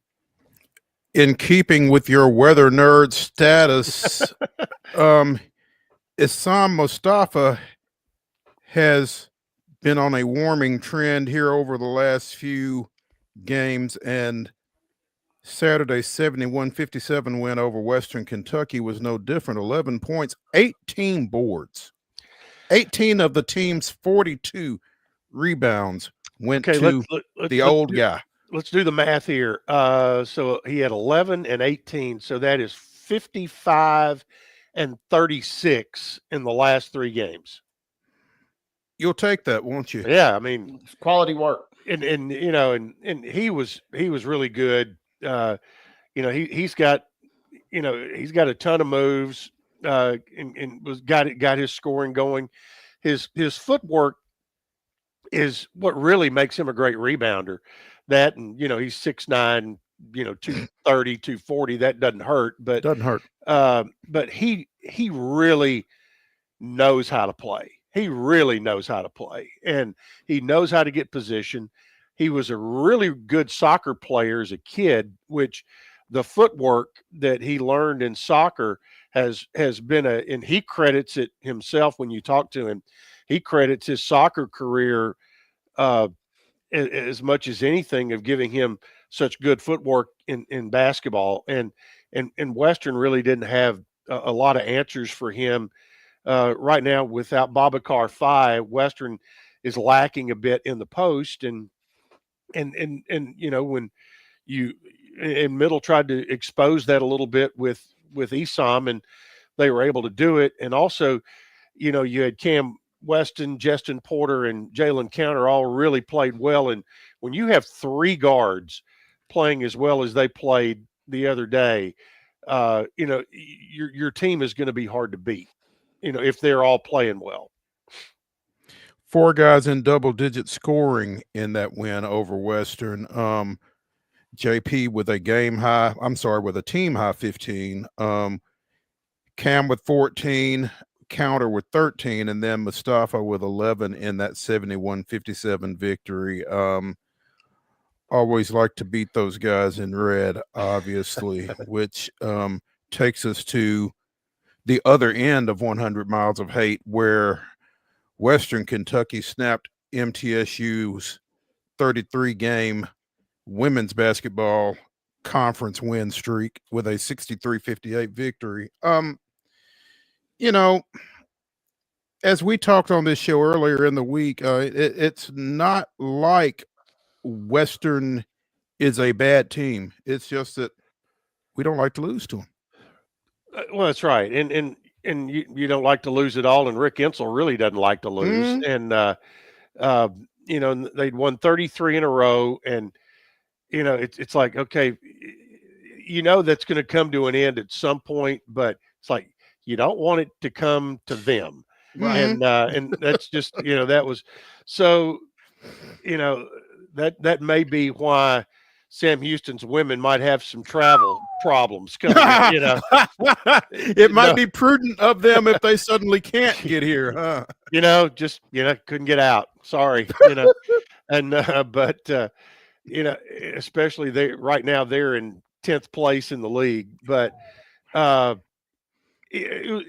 thing is, after the first 5 minutes, you would have never thought that was going to be the case. Middle got the first 8 rebounds of the game, first 8, and went up 10-0, led 24-10, and then just really had a hard time making shots. And that's been a little bit of their Achilles heel when they have lost to some really good teams this year, is that if they're making shots, they are really hard to beat, because that opens things up for Anastasia Boldreva inside. Tamia Scott can then put the ball on the deck and go, but their outside shot and they take plenty of them, just was not going the other day. And when that doesn't go, then things kind of get gummed up offensively, and so that's just, and that's what happened. Western got the lead, and they really, in the second or in the fourth quarter, when they got the lead, they played well with the lead, and played a kind of a good game of keep away down the stretch, and got a victory there. So I mean, you only have one choice, and that is to start over and try to rebuild that streak as you head toward the conference tournament. And right now you're looking up, you're a half game out of first place on the women's side, with but Liberty is the team that's ahead of you, and you've already beaten them. So you got another one coming up with them. So I think that the focus will return, and I'm sure that the shots are going to start falling. But this week, while the men go on the road to Sam Houston and Louisiana Tech, those two will be coming to Murphy Center on Thursday night and Saturday afternoon. Chip, it feels like, great for Western Kentucky, but it feels like the rest of the league is thinking, oh, great, you've kind of poked the bear a little bit. Poked the bear, and that's and that's, I get exactly. I feel the same way, and it's in Middle's women, they're one of those teams. They are talented enough to where they definitely have the ability. After losing a game they did not expect to lose, which you don't expect to lose any. But they are definitely talented enough and have the firepower where they could make life really hard on somebody the next game out, and we'll see. And that's that we'll see how they bounce back. You know, we were talking yesterday about this situation, and I don't know. I'd be interested to know how many games or how many times Middle's women have lost back to back under Rick Ensel. Yeah, that that's a. I mean, I'm sure that's out there, but I don't have it in front. Yeah. I don't know what it is, but I'm sure that number is not very many. There haven't been that many losses over 20 years to start with, much less back to backs. So, Chip Walters, the voice of the Blue Raiders, joining us here on Main Street Sports today, as he does virtually every Tuesday. Chip, what else is going on campus? Well, you got men's tennis, which has gotten a lot of attention the last few years, and Jimmy Borndame has really built kind of a dynasty in men's tennis. They opened up their home season last Friday, was it last Friday? It was last week, and hosted number 13 Tennessee out at the Adams Tennis Complex, the indoor facility, and it was absolutely jammed. I mean, with a huge crowd. Tennessee won the doubles point, and then the matches. It ended up being 4-2, and there was one really tight match that had a call that went Tennessee's way that kind of broke that individual match up. But Tennessee ended up winning it 5-2, but got a real test from Middle on the road. Then the Blue Raiders came back on Saturday, beat Lipscomb 7-0, and beat UT Southern 7-0, and so they'll be back at home in a couple of weeks. The women will open up their home schedule this Friday, I think Thursday or Friday. I think I sent you an email. When is it? You said Friday against Louisville. Yeah, it is Friday at 4:00 against Louisville, and that will also be at the Adams Tennis Complex. Okay. Classes start today? Yeah, finally. That's nuts. It seems like when we were in school, we got off like a week for Christmas and New Year's. Now they get off like from December 14th. They get off about 5 weeks, and I'd almost be out of the notion of going back at that point. And it seems like normally, I seem to want to think this is a kind of a little bit of an anomaly in the calendar, that normally classes would have started back last Monday, and then you would have had yesterday off for Martin Luther King Day. Right. But the way that the calendar, because they set I think with THEC, their graduation dates are set, and then you work backwards from there, and that's when you figure out where you're going to start class. And today was the day, and I can tell you for a fact, getting near campus this morning was you could tell that school was back in session. I can tell you though that if we had been out 5 weeks like that, I could have stacked up a couple of bucks, because I had a little steady gig during summer and Christmas and that kind of thing. So that 5 weeks of paychecks might have come in a little handy. You know, I'm wondering, do kids still do that? Do they still? I don't work. I don't. I don't know. It's we all had. Like you and I'm sure Wade did too. Had somewhere that you worked it out to where, whoever it was nice enough to let you work as much as you wanted during Christmas and as much as you could get. Out at the old Oak Park pool there in Columbia for. It was 3 summers worth out there, but not a lot of work at Christmas time out there though. But no, not at the pool at Christmas. No, but that was summertime work, and that was a pretty good gig for a high school kid. No doubt. For me, it was at the Frito-Lay plant here in Pulaski, and there it was always great because for various reasons, I might get out of shape during the school year, various reasons during my college career. But I would always get back in shape because you'd be working right over those hot crackers for 10 weeks over the summer. So I always got to slim down in the summertime a little bit, even with the free samples, as you mentioned. That's what I was wondering about. Yeah. Okay. Which products do they make at that plant? I don't know about currently, but it was the crackers, the little sandwich crackers, which are top notch. Ooh, You love got the those.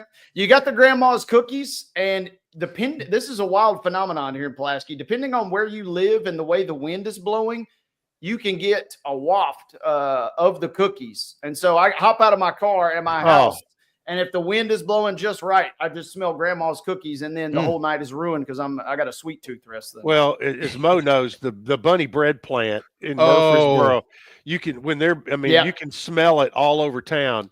But I went one time, I had a meeting with the folks at Little Debbie in Collegedale down near Chattanooga. And it was at the plant, and I pulled in, and the plant kind of sits down in a you kind of go through the gate over a little hill, and the plant sits kind of down in a hole, almost like the GM plant that has all those berms around it, in Spring Hill. But let me tell you, when you kind of top that little mound and you got that same yeasty smell that you got from the bunny bread plant, except that it had chocolate in it. That's what the Little Debbie plant, and that's how Little Debbie becomes Large Deborah, is with that smell. Big Deborah. Big Deborah. Chip Walters, the Blue Raider voice, joining us here on Main Street Sports today. Finally, Chip, put up some pretty good times at the Vanderbilt Invitational this weekend, huh? Certainly did. Had 8 Blue Raiders set personal records at the Vandy Invitational, and I'm not going to get all the names just right, but Zaria Udamana and Cameron Desiree Wilson in the women's 60 went 7.91 and 7.96 respectively. That in the 60-meter dash, and that is what I call delivering the mail. That's moving. Bridget Enon and Courtney Green in that same competition, or in the competition, the 400, 57.51 and 54.95. In the women's 800, Privilege Shakara, who we have talked about before, and Emma Thomas and Lauren Cole all set personal records. Shakara 207.58, and Thomas and Cole were 223.14 and 223.88.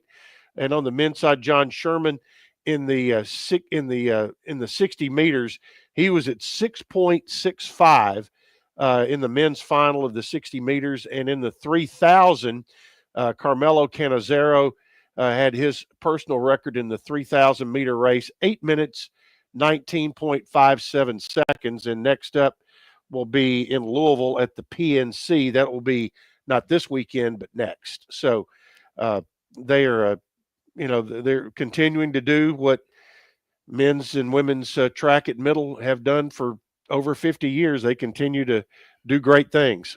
Absolutely. Want to remind everybody that the Groundhog Day luncheon is 10 days away now. Yep. January 31st. So make plans to attend. Absolutely. Yeah, it's a lot of fun. I heard that tables are moving, and individual tickets are available. If you go to goblueraiders.com/tickets, you can buy your tickets online.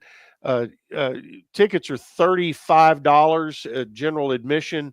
If you happen to be a baseball alum, you get a bit of a $5 break per ticket. But if you buy a table of 10, you can get that for $250. So their tables of 10 go pretty quickly in that event. Do want to mention, had a chance Sunday night, Bob Jameson and I rode up to Nashville for the Old Timers baseball banquet. The Nashville that was the 87th Old Timers banquet. Don Mattingly was the guest speaker and was really good, and was tickled that my pal and former longtime Nashville Sounds play-by-play man Bob Jameson, who went on to the California Angels and then has actually been out of baseball almost 30 years now, but moved back to Murfreesboro 6 or 7 years ago, I guess, Mm-hmm. and actually lives one street over from me. After he and I worked together for 3 years, 3 summers back in the late 80s, we now live one street apart. And but he, I call Skip Nipper, and Bob ended up being the one who introduced Donnie Mattingly at the Old Timers, and of course he called every game that Don ever played in a Sounds uniform, so that was pretty appropriate. Absolutely. Chip, as always, we appreciate it and look forward to catching up with you next Tuesday. We will talk about logistics and how they worked out next Tuesday.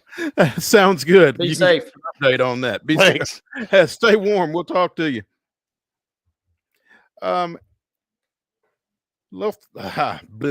Let's take a break here on Main Street Sports Today.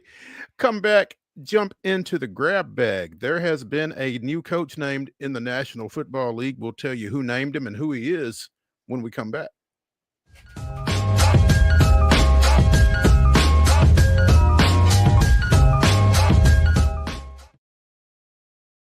Hi, I'm Riley, a certified physician associate here at Premier Foot and Ankle Centers of Tennessee.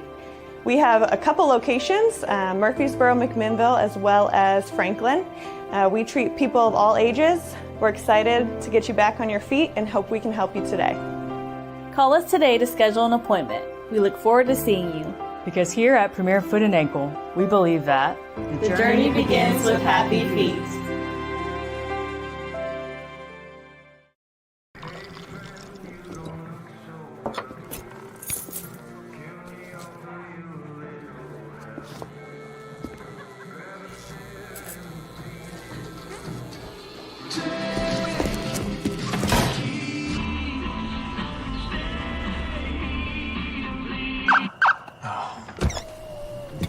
You're seeing the signs too, right?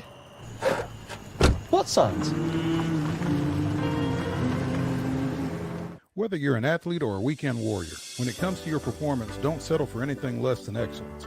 We're proud to announce that Mid-Tennessee Bone and Joint Clinic is now Tennessee Orthopedic Alliance of Columbia, where we are redefining sports medicine and orthopedics. Tennessee Orthopedic Alliance's team of expert sports medicine physicians understands the unique demands of your body. TOA Columbia specializes in personalized orthopedic care, offering state-of-the-art treatments for everything from sports injuries to joint replacements. Learn more at toacolumbia.com. Jones & Lang Sporting Goods here in Columbia has been outfitting teams, officials, and anybody else from T-ball to college for 50 plus years. Be sure and check them out at 931-388-8060 or online at jonesandlang.com. Jones & Lang Sporting Goods, the look of a winner. Zion Christian Academy, zioneagles.org or 931-388-5731. You can schedule your appointment. Go tour their campus. It is beautiful over there, and you're definitely going to want to see it. Again, it's zioneagles.org. Give them a call, 931-388-5731, and schedule your tour today. Piggly Wiggly, located in Neely's Mill Shopping Center, is Columbia's locally owned and operated Cost Plus 10 grocery store dedicated to serving the community with low prices and smiling faces. Piggly Wiggly offers fresh, hand-cut meats daily, as well as daily hot plate lunches from their deli counter. You're certain to see smiling faces and a helping hand when you're here at Piggly Wiggly. Come by and check out our fresh produce, high-quality meats, and more. Down home, down the street, we'll see you at the Pig.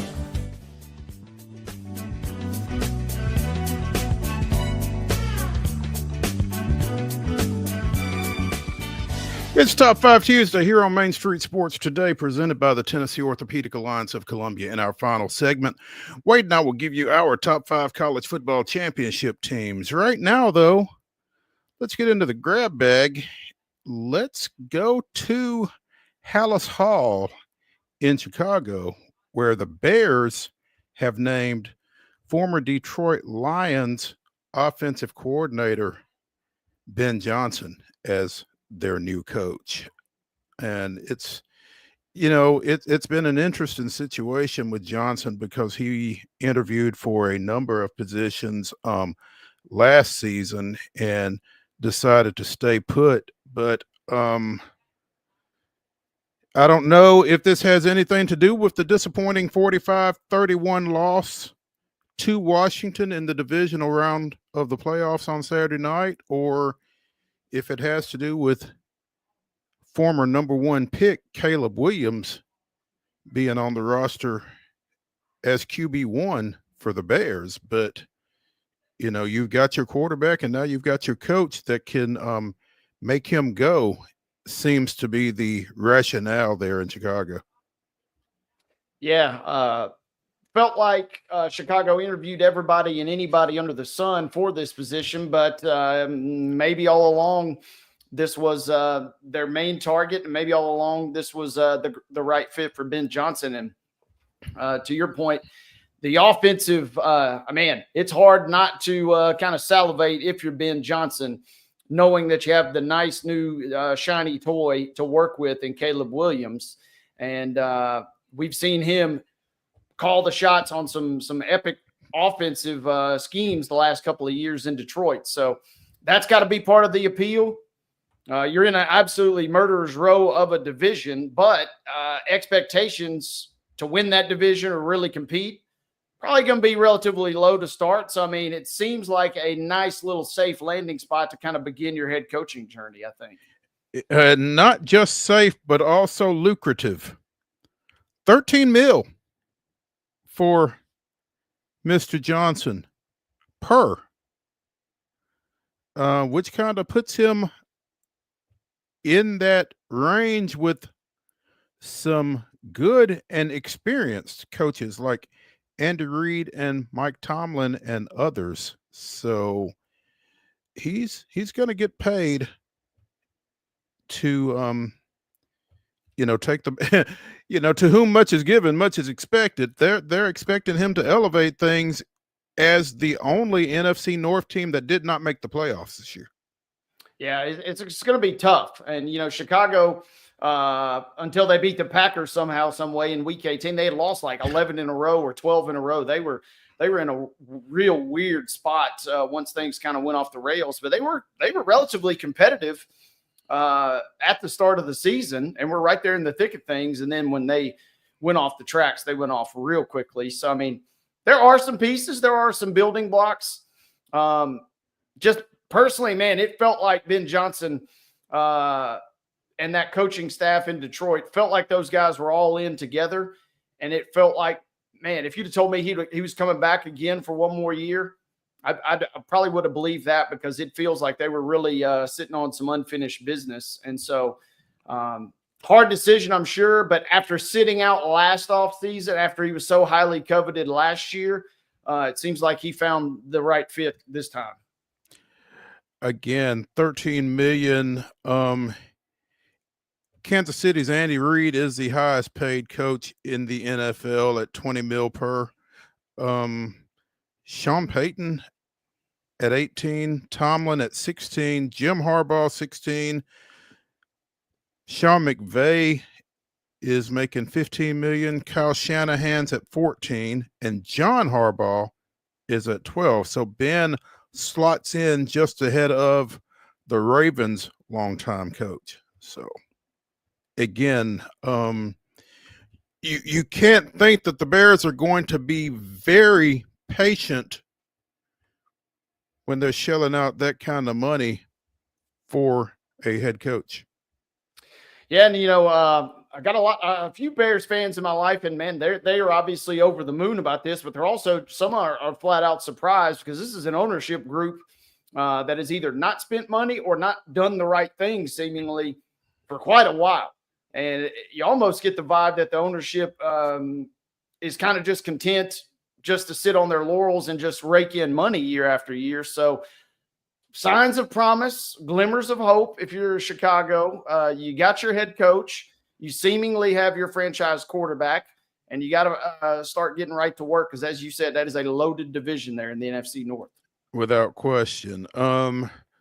So again, former Detroit Lions offensive coordinator Ben Johnson, new head coach of the Chicago Bears. Current Detroit Lions defensive coordinator Aaron Glenn is scheduled to, or has had, his second interview with the New York Jets, and a number of folks seem to feel like he is going to be the guy for Gang Green. Would love to have that guy. Have heard, they want him, and it feels like they're making some inroads. It also feels like they're having to battle the Saints nip and tuck. And Aaron Glenn was, kind of in my infancy as a Jets fan. He was one of my all-time favorites in the secondary for those guys. So it'll be cool if that does happen to see him kind of come home in a sense. But I think they're still going to have to battle with New Orleans, because it seems like New Orleans was really putting the all-out press on him. And he did coach there for several years before he went to Detroit. So it'd be nice if they could get him. It'd be nice. They'd win the PR battle in a sense if they were to bring him into New York. If they don't get him, it's kind of back to the drawing board, because that seems like a really good, quote unquote, safe hire, in the sense that I don't know that you're going to get too much blowback or too much negativity if you land him in New York. Spent 8 seasons with the Jets as a defensive back, finished his playing career with the Saints in 2008, served as a scout for the Jets in 12-13, coached the Saints secondary from 2016 to 2020. So got a lot of ties to both those franchises, with whom he is deeply involved, I guess, in talks to become their next coach. But it really feels like this is going to be the direction that the Jets go in. And, while Ben Johnson does have the quarterback, I guess Aaron Glenn's hiring will then hinge on who his offensive coordinator is and them figuring out the quarterbacking situation there. Yeah, and it will be interesting as a Jets fan. I feel like the defense has got a little more set in place. So in that sense, if you'd have given me Ben Johnson versus Glenn, I would have maybe leaned Johnson, just because it feels like the offense could use a little furthering along, especially with some quarterback questions going forward. But Glenn is a really, really solid fit there. And he's apparently only the second interview, or the only candidate that's interviewed twice. So, like I said, they could do worse. And they got some holes to fill. It was a real stinker of a season for a team that had some lofty expectations. New GM. They've interviewed, like the Bears, they've interviewed almost everybody on the planet for this job. If they could somehow land Glenn, it would be a real coup in my mind, because it feels like all the chatter felt like he was destined for New Orleans up until this point.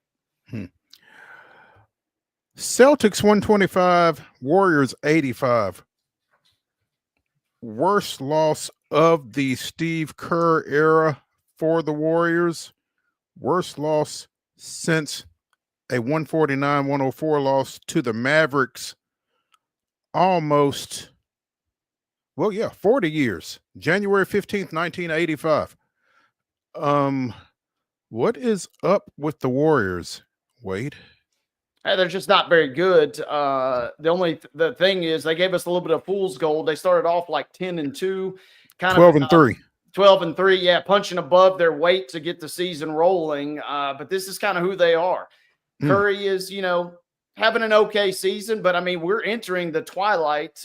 Savor every moment and savor every vintage Curry performance you get, because we're entering the twilight of the career of that guy. And we're also obviously rapidly entering the twilight of a guy like Draymond Green and some other of those stalwarts over the years. They're just not a great team, and they're playing in a loaded Western Conference, and they ran into the buzzsaw that is likely going to be your Eastern Conference representative this year.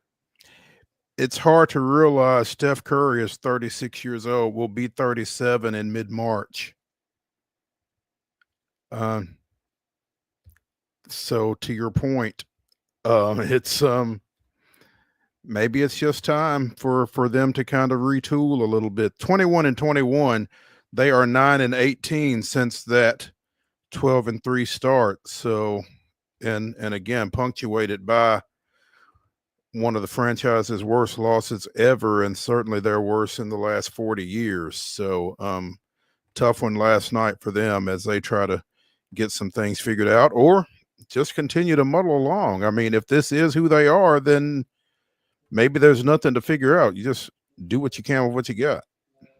Yeah. I mean, it's going to be kind of fun, especially if they can, kind of turn back the clock on a few nights and get some wins. I mean, they were 10 games above 500 last year, and right there, the last seed into the play-in tournament. So, I mean, kind of holding serve from where they were last year. They brought in Schroeder, but he can only add so much. It feels like if they're going to make one last push here, it's going to have to be kind of with an acquisition. But also, they are capable of turning back the clock on any given night. But, man, it feels like those nights are few and far between, unfortunately. All right. If the Charlotte Hornets are going to sag for Cooper Flagg, they may have gotten some help. Former Cane Ridge standout Brandon Miller has torn a ligament in his right wrist and will be out indefinitely. Suffered the loss last week in a rare Hornets win over Utah. But Charlotte headed to the lottery for the 9th straight year. And again, if there is any type of tanking going on, not having a guy who's averaging 21 points a game, almost 5 rebounds, 3.5 assists, would probably help those efforts. Yeah, and this is a Charlotte franchise. This injury comes at a bad time for them in the sense they've almost wasted. They're chasing the Wizards for ineptitude in the battle to wave the white flag, but they've kind of won too many games by accident. They're 5 games ahead of the Wizards, and they're a game ahead of the Raptors. So they not only got to stumble, they got to stumble a lot. You obviously don't root for the demise of anyone or really any franchise, but they're kind of in a bad spot right there. The East, they're sitting there about 9. They're about 5 games out of the play-in tournament. I mean, they're at a weird, funky crossroads because you got to leap a couple teams to sneak your way into the play-in tournament, and then you also got to be inept enough to fall behind. I don't know that anybody's going to catch the Wizards, but they can make a run for it. I can't believe I'm saying this, but they can make a run for ineptitude if they were to stumble a few more times down the stretch here. Major League Baseball, or the Baseball Hall of Fame, will announce its 2025 inductees this evening. You can see it on the MLB Network, I think at 6 o'clock. The Dodgers are trying to put together a Hall of Fame team. We talked yesterday about Tanner Scott signing and about Roki Sasaki signing over the weekend. And apparently they are deep in discussions with free agent reliever, former Atlanta Brave Kirby Yates, who spent the past season with Texas. Again, they're just collecting everybody. Friend of the show, sometimes co-host of the show, David Wilson, texted me earlier and said, I hate the Dodgers. And I almost feel like the Dodgers are just saying, give us the black hat. I feel like the way they're going about their business, it's almost like that's what they want. They want everybody to hate them, and they're getting their wish. Yeah, they're just stockpiling everybody. Like I said yesterday on the show, I mean, what the sad part is, the baseball regular season is so long and it's so much of a grind, but it almost feels impossible that they don't win that division or finish with the best record in the regular season just because of that, because that's the one sport where it is kind of played out over the course of 162 games, which is why it's so fun. And over that big of a sample size, when you have that many great players, it feels almost a sure thing that they would win the division, if nothing else. At the very least. And you'd like to think that once you get into the playoffs, anything can happen, except if you're playing these guys. So it's a pretty deflating feeling, I think, for the other 29 teams as you sit here in mid to late January. And particularly if you are a fan of a National League team, one about 4 hours south of here, who's done nothing over the offseason. So we'll see how this plays out. But yeah, the Dodgers just continue collecting pieces, man. And I guess they've just been so riddled with injuries, particularly in their pitching core, that they just want to make sure they got enough bodies to throw at things for 162 games. Maybe that's it. I don't know. I'd love to know what their philosophy is at this point, and that's leading them to sign everybody. So it's just like you said, and they're not just signing guys for their benefit. Yeah, and in some regards, they're freezing everybody else out too, right? Mm-hmm. Yeah. So, let's forego our final break of the show and let's get into Top 5 Tuesday, presented by MidSouth 5 Fitness. 2 great locations, one in Franklin, one in Columbia. Whatever shape it is that you're in, Thalys Steel will get you in a better one. You can catch him at Steel Athletes, STEEL athletes.com. Thalys Steel, MidSouth 5 Fitness, bringing you Top 5 Tuesday. And again, it is our Top 5 national championship football teams. Wade, have at it. Coming hot right out of the gate. Remember, Mo, when the SEC was back in the business of winning college football national championships? It seems forever ago. I do remember that. Give me, it's a bygone era, but give me the 2019 LSU Tigers. They had it all. They had a star-studded lineup. You had Smoking Joe doing everything under the sun. You had Justin Jefferson just running rampant on folks.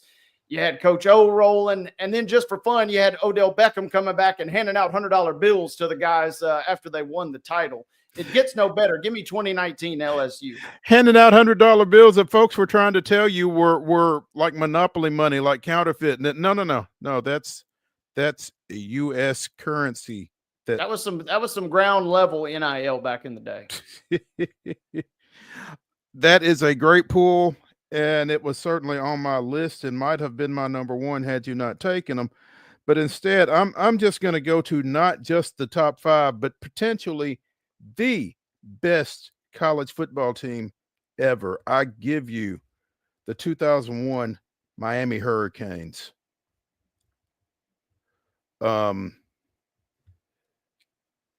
Defeated 5 top 15 teams that season, gave up less than 10 points a game. Included on that team was Ken Dorsey, Clinton Portis, and Bryant McKinney, who won the Maxwell Award. Well, Dorsey won the Maxwell, McKinney won the Outland.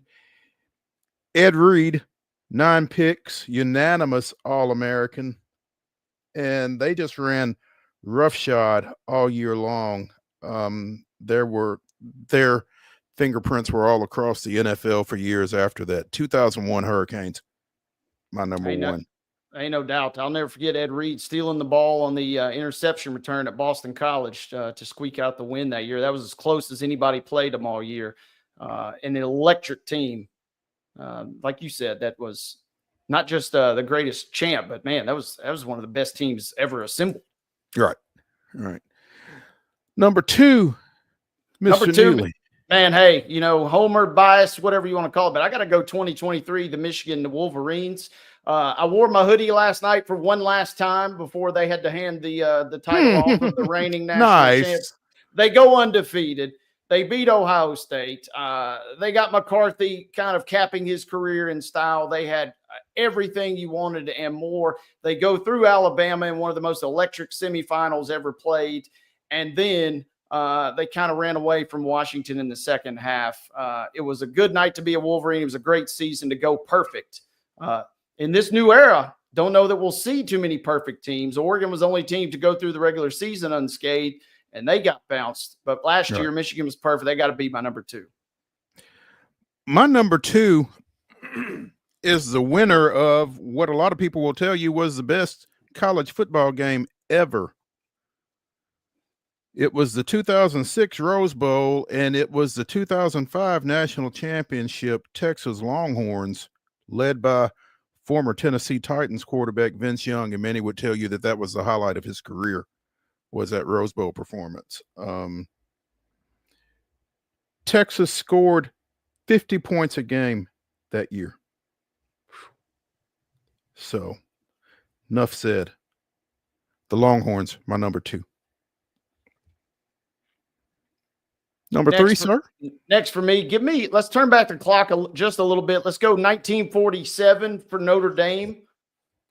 And this was just mind blowing. Notre Dame not only goes undefeated, they never trailed, and they owned a 291-52 scoring edge.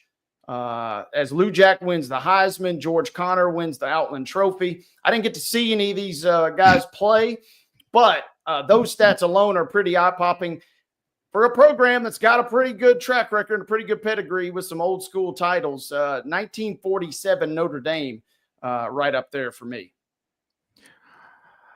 The 1995 Nebraska team capped off a national championship push with a 62-24 win over Florida. That was one of 6 times that they scored 50 plus, half 100, as former Gators coach Steve Spurrier would so famously say. The Cornhuskers scored 35 or more in each of their 12 games. Nebraska won by at least 14 in each of their 12 games. Tommy Frazier threw for 17 touchdowns, rushed for 600 yards and 14 touchdowns. And Amon Green rushed for 1,000 yards and 16 scores. So, yeah, give me the 1995 Cornhuskers at number 3. They had some loaded teams. They had a pretty good team this year, but there was really, hey, there's only one real national champ. I know they split the title, but the 1997 Michigan Wolverines were a force to be reckoned with. They go 12-0. Yeah, Washington State wasn't that great, but they did have Ryan Leaf, and they vanquished them in the Rose Bowl. They took care of business. They had everything you wanted. They got a little revenge to start the year versus Colorado after the epic Hail Mary a couple of years prior. They take care of Michigan State on the road with the famous Charles Woodson interception. The Wolverines were kind of a force to be reckoned with, and they did beat a team at the end of the year, the Scarlet guys, if you know who I'm talking about. Give me the 97 Wolverines. The last year that we had any sort of real major debate about who the national champ could or should be. 2013 Florida State had Jameis Winston, had 25 other guys that went on to play in the National Football League. 4 of them first-round selections. 9 were consensus All-Americans. And basically that was the team and the season that established Jimbo Fisher, that eventually sent him into a hiatus with a $75 million check. So that 2013 Florida State team is my number 4. 5th and final team. Wait. Fifth and final team. I'm scrolling through here, and I'm struggling to come up with some good ones. But how about Clemson in 2018? Man, I can't believe I'm picking a Clemson team to be on this list. But for the fact alone that you can kind of slay the beast and take care of a ridiculous gauntlet that they faced and kind of be able to do it versus Bama, man, it feels icky. But I got to go with Clemson just to show a little love, because that was right in the heyday when Bama was just absolutely just marching through everybody. I'm going to be a little bit of a homer right here, but in the first year after All-American legend Peyton Manning graduated from the University of Tennessee, T. Martin leads Tennessee to the 1998 National Championship, and in doing so, cements the number 5 spot here. That's going to do it for Top 5 Tuesday, brought to you by MIDSOUTH 5 Fitness. 2 great locations, one in Franklin, one in Columbia. Check them out at steelathletes.com.